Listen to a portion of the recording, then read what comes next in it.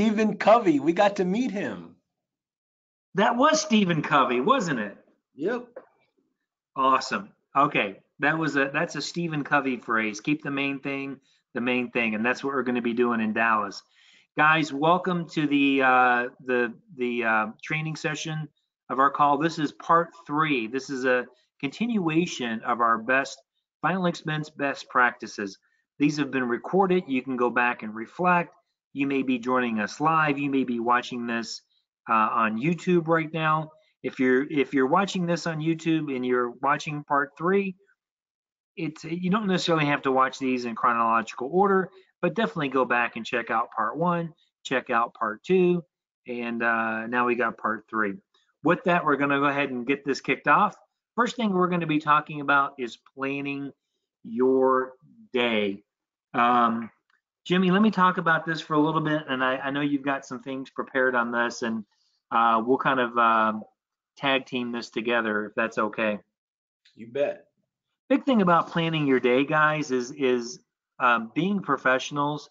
It's so important that we have to be organized.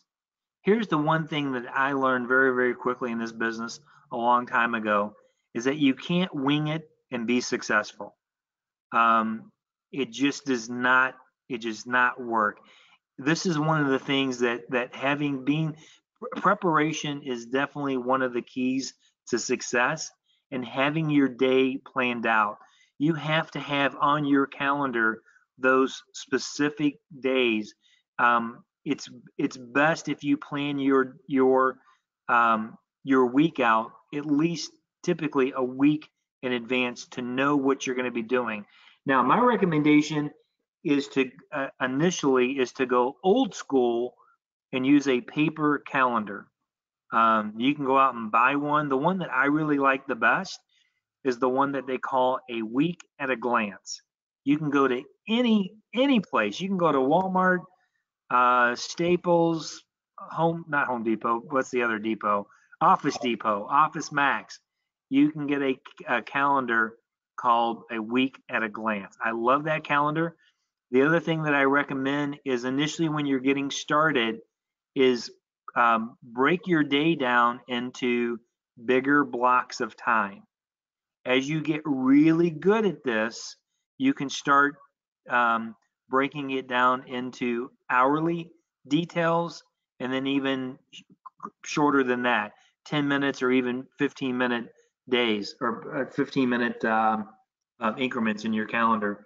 But initially, it'd be way overwhelming if I told you, listen, and you need to have a calendar and you need to have every 15 minutes broken down on your calendar. That would be a little bit overwhelming.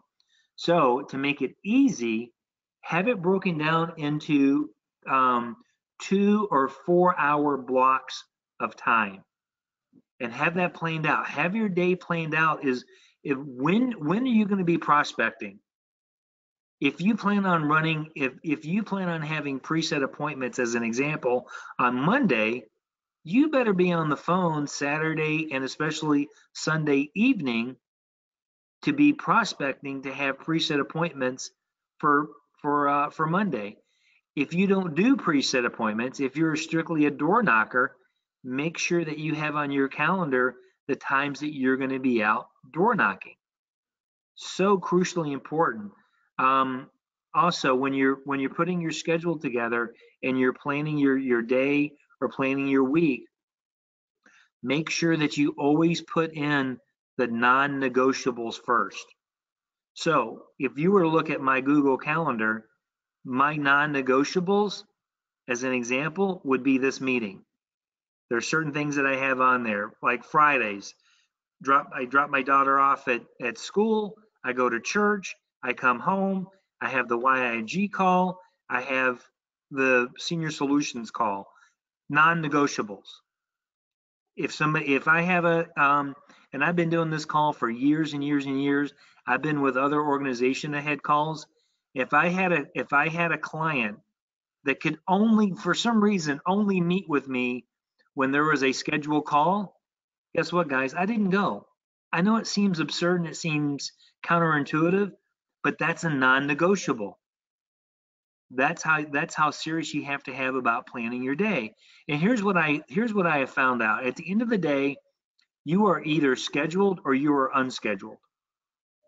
Can't be one or the other. So man, just take the time. And we have some great training on how to plan your day, and we have some recommendations on how to plan out your week, and some great recommendations. If you're new with this, get with your manager. If your manager doesn't know how to do it, get with me. I can show you how to plan out your week so you're maximizing your time, so you're planning your day effectively. Because at the end of the day, if you want to be super successful and you want to be a professional in this business, then you gotta have your day planned out. And Jimmy, I'll flip it over to you so you can add in any details that you'd like to add into planning your day. All right. Well, here's I guess you can say my recommendation. This is what I do is I'm gonna encourage everyone to join the 6 o'clock club. Joe, I know you know what that is, right? Absolutely, brother. 6 o'clock club means that you wake up at 6 a.m. Or earlier. Many times I get up even earlier just because my body wakes up. But start your day at 6 a.m. And how I recommend to start your day is with a yellow legal pad and a pen. And the first thing that you should be writing down are your goals. You want to write down your short-term goals and focus on those on a daily basis. Okay. So this is going to be the fuel that you need at 3 o'clock in the afternoon when you're having a sucky day and you want to get out there. You're ready to go home and quit or take a early, a dinner, or basically you're having a bad day, so you're ready to call it quits. But if you're writing down your goals every day, that's going to give you the fuel to keep pushing forward. Because if you're constantly looking at your goals and you have them in front of you, then you're just going to make the right choice and do the right thing to keep pushing on and having a great day. So that's my first thing, is start off with your goals. The second thing is to have a to-do list. So write down all the things that you need to get done, right? And get them done. And then, of course, Joe already said, you need to block out, time on your calendar. So if you're a door knocker, if your day starts at 8 o'clock or 9 o'clock, whatever time you start, you need to be on post, ready to start. Years ago, I used to work at UPS, and at UPS, if you were to start at 8 o'clock, you were supposed to be ready to work at 8 o'clock. You weren't walking in, getting a cup of coffee, drinking some water, getting settled in at your desk. No, you were to get settled in at a quarter till 8, and at 8, you're conducting business. And let me tell you, UPS is really big on that time clock. And I've had that mentality ever since. So like whatever time you say you're going to be door knocking, you got to be prepared, ready to get out of your car and knock on that first door at that time. Be prepared, start on time. So that's my biggest thing about planning your day. Joe, I'll turn that back over to you. Yeah, use the night before to help plan for the day. And one quick comment, I'm glad you brought it up about writing your goals down, Jimmy. Guys, let me just tell you something. Writing your goals down once a year, you're wasting your freaking time. You got to write get a legal pad. Take Jimmy's advice. Get a legal pad every day. Write your goals down, even if it's the same thing. They are going to change a little bit. But the reason why you want to write them down every single day is because writing them down and reading them actually creates a neurological pathway in your brain that will help you achieve those goals. You'll start visualizing yourself achieving those goals if you're writing them down every single day. That's so huge. So Legal pads are cheap, man. All you need is a pen and paper, and you can change your life just by doing that one simple thing. Next, we're going to talk about planning your route.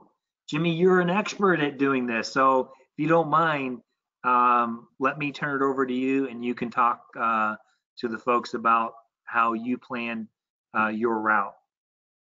Well, kind of like being a UPS driver, right? there you go. I mean, it really is. I mean, it's kind of like, I mean, if you're a full-time agent, man, it's almost like having a sales route, you know, and you plug in, you know, you plug in all your, you know, all your stops, and you know, you've got certain people that you want to see, man. It's pretty cool. I love it. Yep. So, you know, I'll just tell you this. I've tried different things. I've done the MapQuest. I've done My Maps. I've done I'm trying to think. There's some other ones out there that I've used, Yahoo Maps. Um, and you know, the thing is, most of those, they set it up alphabetical letters, right? Like A to Z. Well, the problem with that is that only gives you 26 stops, you know? And if you get a stack of leads and maybe you get more than 26, maybe you get 50 leads or 30 or 40, then, you know, you kind of, you know, you're limited to just those 26. So the service that I use now is called Road Warrior. I've been using that for probably 2, maybe 3 years now. I really love Road Warrior. It uses numbers, not letters, but there's a lot of good things on it. And I'll just tell you, you know, the coolest thing is, first off, you can type them in online. They use a thing called the web form. You can just upload a web form. If you have your leads on a spreadsheet, you can just, you know, upload the spreadsheet and it'll knock it out for you. There is some legwork on that. You have to have the right template to do it. But I just use what they call the web form, where you're typing it in.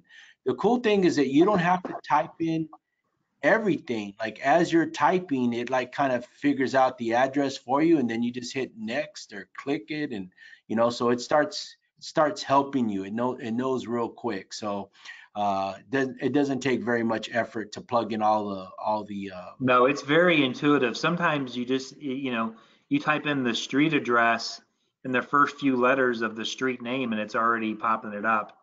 Exactly. It's very intuitive, and you know, so once you got them all plugged in, then you're gonna name your route. You don't have to, but I highly recommend it. So name your route, whatever works for you. I usually name mine, you know, by either city and date, or you know, type of lead. If I get a different type of lead, I'll put that kind of lead on there. But anyway, so I named the route. It instantly, I mean instantly, syncs to my smartphone.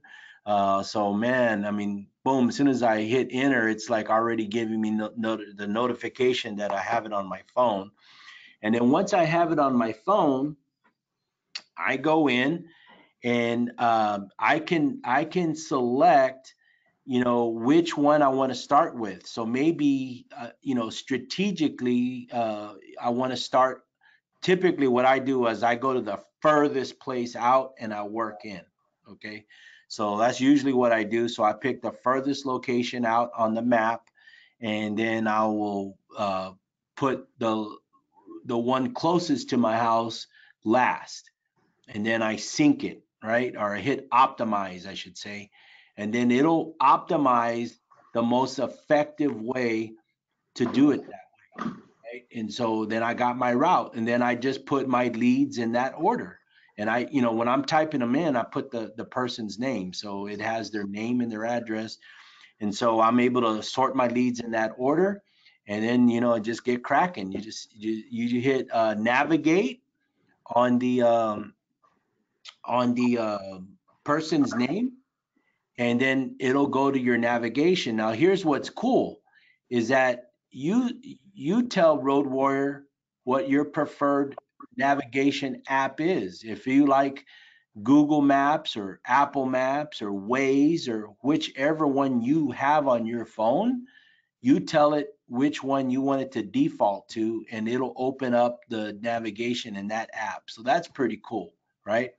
So then, and then I change it too. Like I noticed in Houston, Waze is the way to go, right? In San Antonio, I prefer Apple Maps, but I mean, so like you just kind of you pick the one that you want, and then it'll you know, open up the navigation. You're driving, right? Here's a couple other little cool things about Road Warriors. Like let's say for example, for whatever reason, sometimes you leave an area. Maybe I'm in a particular area. Let's just say I'm on the east side, and you know, I needed to either run an errand or go to lunch, and or maybe I had an appointment on the north side. So now I'm on the north side. Instead of circling back to those you know, pins on the east side, I can just hit optimize again. It'll re-optimize it based on my current location, and then it'll tell me where to go. So a lot of times, you know, I'll have a bunch of pins in place, and I just work one section at a time, you know. But I'll just, you know, I'll just keep optimizing as often as need to, and it's always making it the most efficient route. So that's what I love about Road Warrior. I mean, it'll really make it the most efficient way. So you're not driving all over the place, you're not wasting gas, and most importantly, you're not wasting time. So Awesome, guys. Guys, it's an awesome tool. Get it on your phone. There's we have some training online as far as how to do it. Plus, if you just if you go to YouTube, man, there's a ton of tutorials on how to use Road Warrior. A lot of people, I don't know if it's number one, but I know a lot of people are using Road Warrior. It's a very, very popular map routing system. So definitely check it out. We highly recommend it. Next, we're going to be talking about keys to a successful in-home presentation. Guys, we're not going to actually be covering the in-home presentation. We have other videos on that. We're just going to be talking about some of the keys to success, some of the keys that really makes an effective in-home presentation. One of the things is that I just want to comment on, Jimmy, and then I'll flip it over to you, is just making sure that you have all the tools. And again, if you're in business with us, man, don't be an amateur, be a professional. And professionals invest in tools. So if you're going out to do an in-home presentation, make sure that you've got all the proper tools, like business cards, having a flip chart presentation, having the pre-sale folders with all the proper inserts. Don't skip anything. Make sure you have the door tags. Make sure you have your ID badge. It's all these it's the little things that makes you really good in the home. It's like a professional athlete. Sometimes it's not just one thing that makes somebody really good. It's all the little things. It's like a cumulative effect. So it's all the little things that's going to make you better in the home. Utilizing the 3-option close during the in-home presentation is going to help you be more effective in the home. Let's see what else I got on here. Jimmy, what do you have on keys to success in the in-home? well, Just looking through my notes here real quick. I want to elaborate a little bit more on the pre-sale folder. Okay. You know, a lot of, I'll just tell you this, you know, I've used the pre-sale folder from the very start, right? And before we had Senior Solution folders, you know, we used to use like the carrier folders. But before I had supplies to do carrier folders, I went to, I think it was Walmart, and I just bought some plain white folders, right? But I had pre-sale folders. And guys, I got to tell you, if you're not using the pre-sale folders, you're missing out, because the pre-sale folders is going to do a couple of things for you. One, it's going to help you build rapport. Sometimes you get in with the client and you want to talk about little stuff and chit chat and compliment them and try to build some kind of common ground with them. But the problem is sometimes people don't have that type of personality. They're more of a like let's get to it. They want the facts. They want to they're just as a matter of factly they're not talkative. They're what I call bottom line people. They want to get straight to the bottom line. Well, so that kind of takes out that social stuff. So the pre-sale folder helps you kind of slow down a little bit and build that rapport with them, okay, before you actually do the presentation. The other thing that it does is it builds value because you're giving them basically education and some free information, but most importantly, it also builds credibility. Okay, because if you get confident on delivering that pre-sale folder and you're going through it with them, you're establishing with them that you know what you're doing. You're establishing with them that you're here to benefit them, not for you to make a sale, right? So use the pre-sale folder. Now I can tell you this, that once Joe, and I don't know where he got the idea, but that was brilliant, right? Like I called him immediately once he came out with the senior solution folder and I had my first batch.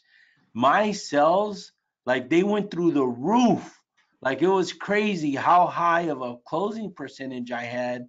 And that was the only thing that was different, was having the senior solution folder. And I really truly believe that it just established another level of credibility because they see senior solutions, they see the logos of the different carriers on there, and they kind of know that, yeah, you're for real. You're not like some guy just trying to swindle them. You're not just some agent fly by night. You're part of a real company, right, that spent money on those folders.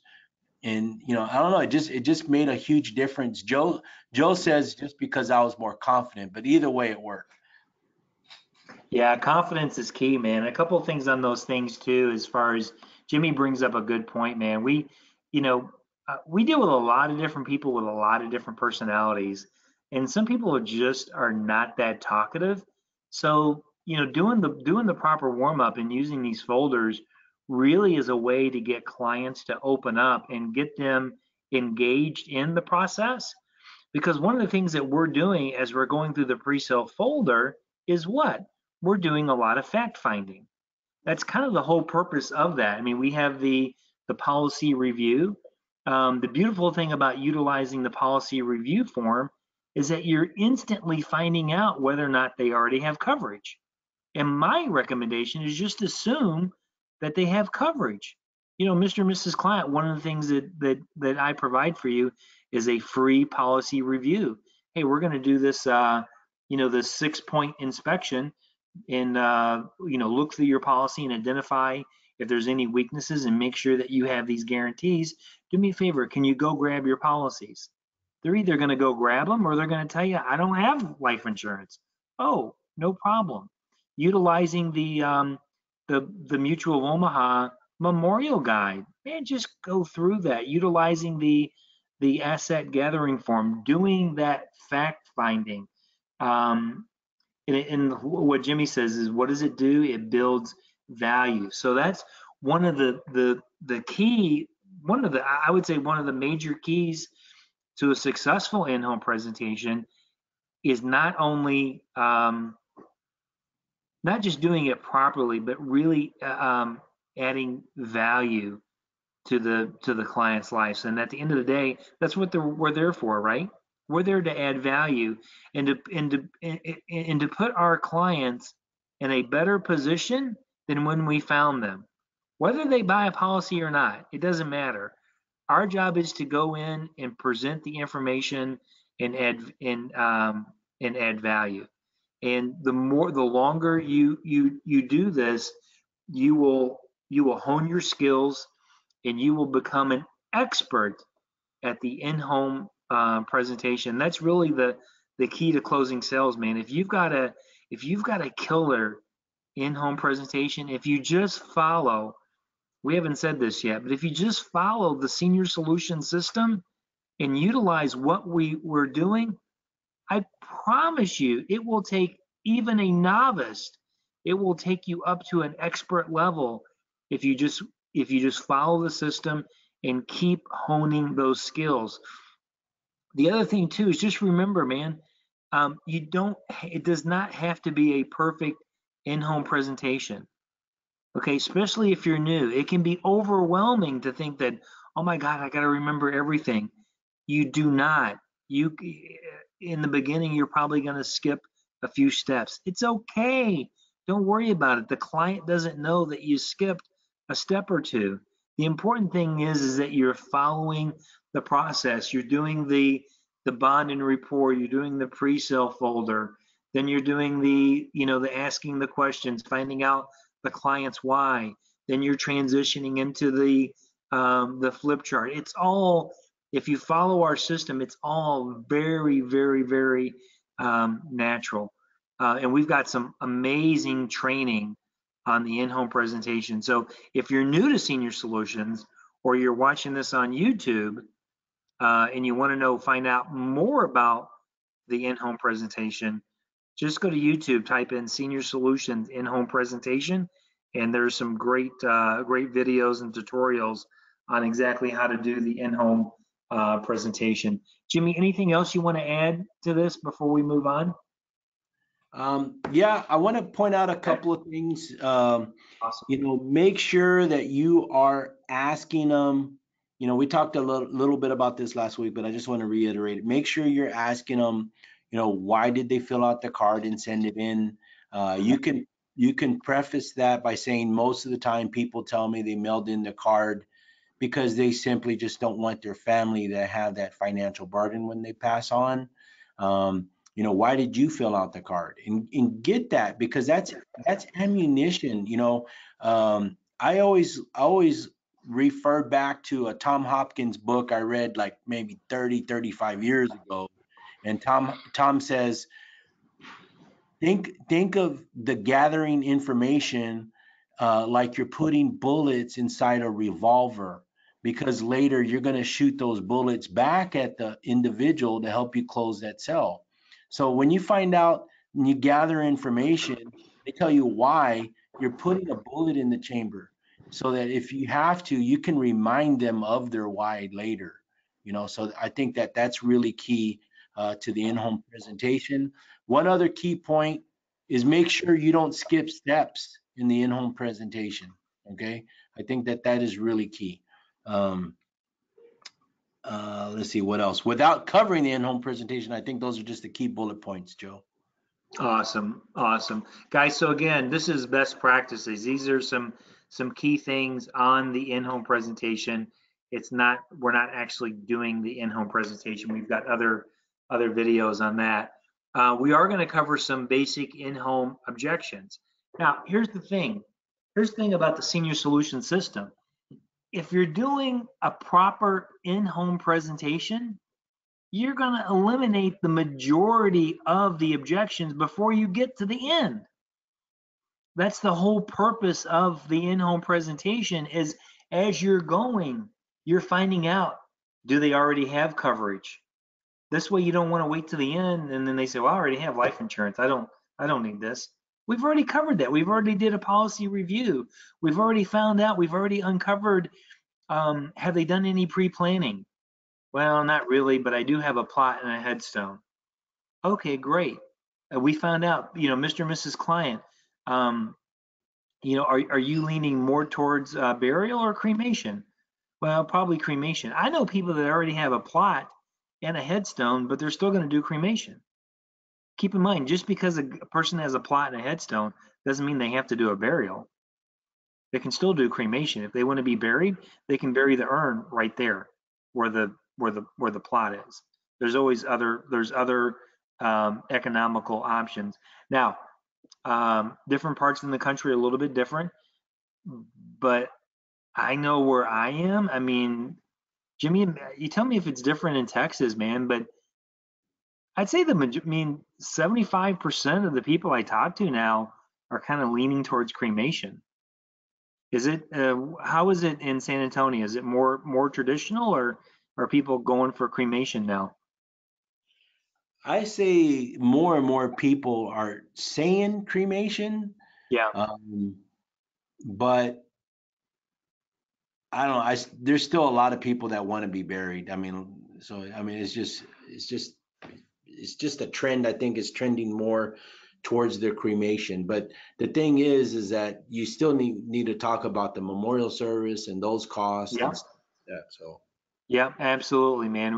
Regardless of which way you're going to go, man, there's going to be, uh, some type of cost. One of the things that you can do is if you want to use that website, that parting.com, it's PARTING dot I love com. that.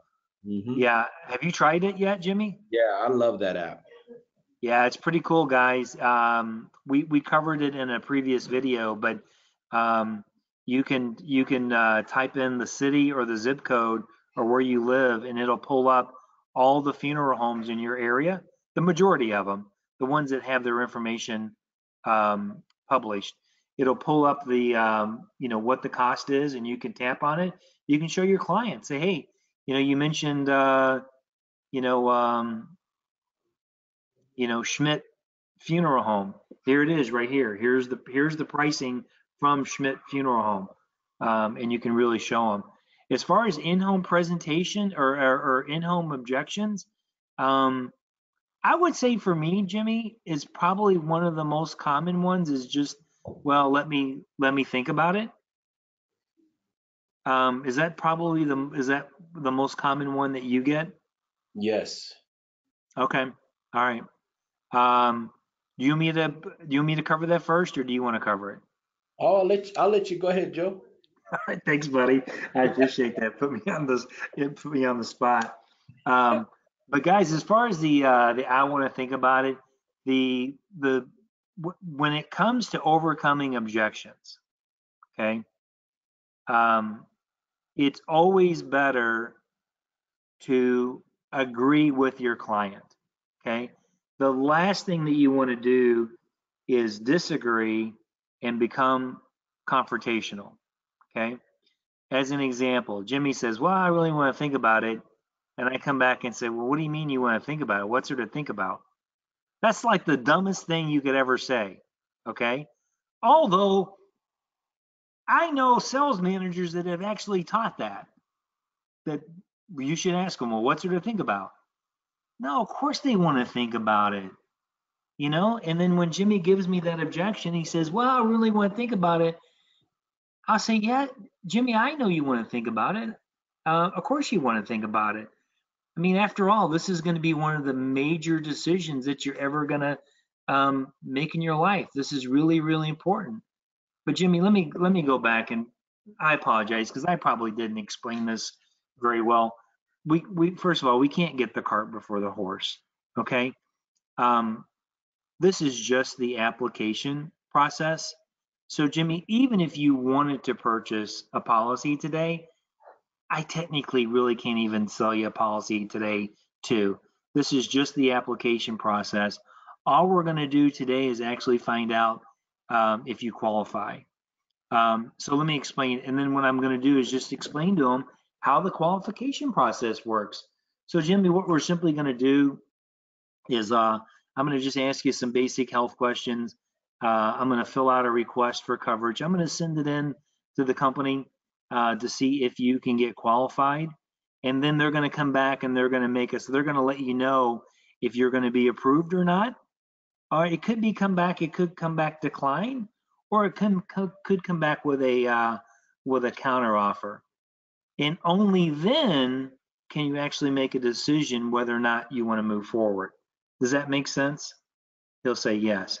Now, the other way to handling, another way that I really like is when Jimmy says, well, this sounds pretty good, Joe, but I want to think about it. Now, here's the key, guys. It's probably the money. Okay. There's an old saying that says, if it ain't the money, it's the money. It's probably the money. But here's what I'm going to do. I'm going to soft sell it. Again, I'm going to agree with Jimmy. Say, Jimmy, I understand. I know you want to think about it, and you should think about it. Again, this is going to be one of the biggest decisions you've ever made. Jimmy, let me ask you a question. Does 30 days, does that give you enough time to think about it? Yeah. He's going to obviously say, well, yeah.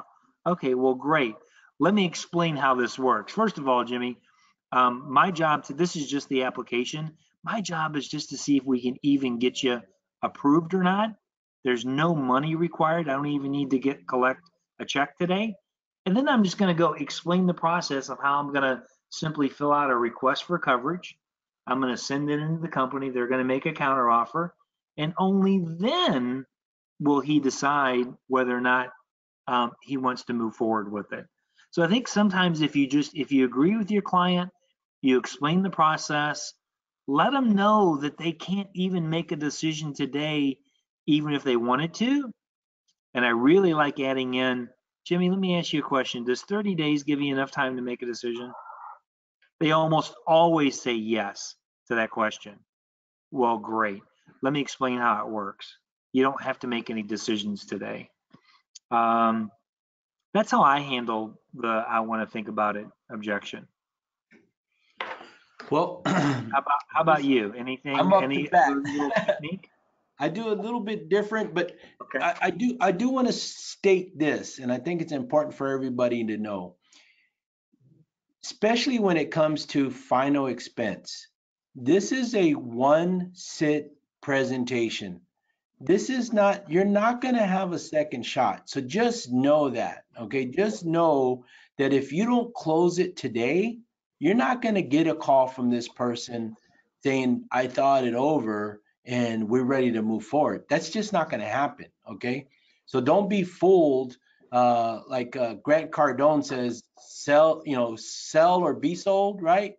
Either you're selling them or they're selling you. And if they sell you on, they're going to think it over and call you back.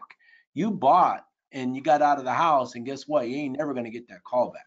Okay. So what you got to understand is that that is the most common excuse for people to use because it makes you feel like you did something of value. It makes you feel, it gives you hope, and it gets you out of the house easy. That's why people say that, because it's an easy way to get rid of you. They're not telling you, no, the price is too high. No, I don't like your offer. No, this isn't going to work for me, because then they don't want to hear the, I guess you can say, the rebuttal on that. So they're the easiest way is to say, well, we're going to think it over and we're going to call you back. We're going to look at our budget. I'm just telling you, don't buy that. Okay. So what's the best way to handle that? Kind of a 2-for-1. I do something first before I fall back to what Joe just said. But so when somebody tells me that, I just say, of course you want to think it over. I think you should. Let me ask you a question, Joe. Do you like the price? Do you think this is a good solution? But Yeah, I think it is. If you want me to role play with you? no, I just wanted, that was just my Okay. question. So it's kind of Okay. like, do you like the price? Do you think this is a good solution? And so now I'm honing in, and I want them to tell me. So if they say, yeah, I think it's a good solution, or sometimes I'll say, do you like the offer instead of price? Do you like the offer? Do you think this is a good solution? I want to hear what they have to say. And if they say yes, they think it's a good solution, really, to be honest with you, they're still not sold yet, right? So now you got to circle back and build some more value. If they come up and just straight up and tell you it's the price, now you can back down. You need to know what to work with, right? So, but circling back, so then I'll just say, well, here's the cool thing about this, and then I'll just tell them something else, and I'll just get right back into the meat of the presentation and figure out something to tell them. And everybody's different, so you can, based on your instincts and the read on your customer, you're going to start talking about benefits, not features, but benefits of the program, right? So you just circle back in and you talk about those benefits. Sometimes you have to circle back and talk about the pain, you know, and then you can work your way back to the close and reclose. Now, if it gets to the point to where I'm reclosing, what I really try to determine, Joe, is I try to figure out, is this person giving me an excuse because I don't have them sold? Is this person just scared to move forward? Because there's a lot of people that they just don't, they really want it. They know they should do it, but like they're just scared to pull the trigger. They don't Hmm. know how to make decisions. And if they're that kind of person, if I read that they just aren't good with making decisions, then I'm going to make the decision for them, right? And I'm going to help them with that decision. So I'll just say, Joe, here's the cool thing is that you're not going to pay anything today. You can't really make the decision today. We have to first submit the application to the insurance company. They have to do their due diligence and look at your health history, and then they're going to come back and let us know whether you're approved or not. So while you're thinking it over, Joe, let's go ahead and get the application in front of the insurance company. All right. So I'm going to ask you some additional health questions. We're going to fill this out. We're going to get it to them. You're not going to write a check today. And I kind of put them at ease, right? So then I'll Yeah. start digging into the application. I start with the easy questions. I start asking the health questions. Then I go back to the front of the app and I start completing that, getting their date of birth, their social security number, their height, weight. What I found is that in many times they relax, they're not so tense. When I start asking those health questions, they're put at ease. So then when I get back to the more specific questions like social security, they just give it up. It's kind of like in their mind, they went ahead and dropped the fence, right? And they're just go with it. I pick out their beneficiary. I talk about some things there, and then I'll save the payment page for last. I'll circle back on that. I hardly ever get anybody hold me up. I know for people that haven't done this before, they get scared. Don't get scared. They're going to react to you. So if you get all nervous and antsy when it comes to the payment, they're going to think something's wrong here. Why is he getting like that? Right? So just make it part of the process, right? So we're going to set this up to, upon approval, we'll set this up to start on the 1st or the 15th. What date makes the most sense for you? They just go with it. I'm just telling you.